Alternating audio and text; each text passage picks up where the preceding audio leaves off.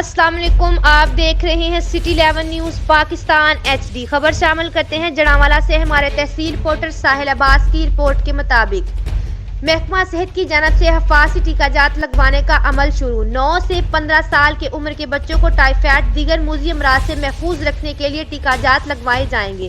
9 union council میں 12 دن تک target 1,12,470 بچوں کو ٹیمیں ٹیکہ لگوائیں گی۔ تفصیلات کے مطابق deputy district health officer doctor Rana Wajid کی جانب سے محکمہ صحت کے اہلکاروں کو ہدایات۔ میٹنگ کرتے ہوئے ڈاکٹر رانا واجد نے علاقے کی 9 یونین کونسل میں ٹارگٹ بچوں کو ٹائیفائڈ اور دیگر موذی امراض کے ٹیکے جات لگوانے کا عمل شروع۔ مہم 1 فروری سے 13 فروری تک جاری رہے گی، جس میں 9 یونین کونسل میں 12 دن تک ٹارگٹ بچوں کو ٹیکہ جات لگوائے جائیں گے۔ تقریب میں عمیر اسلم، ضلع ملٹری WHO یونیسکو نمائندہ حبیب احمد موجود تھے۔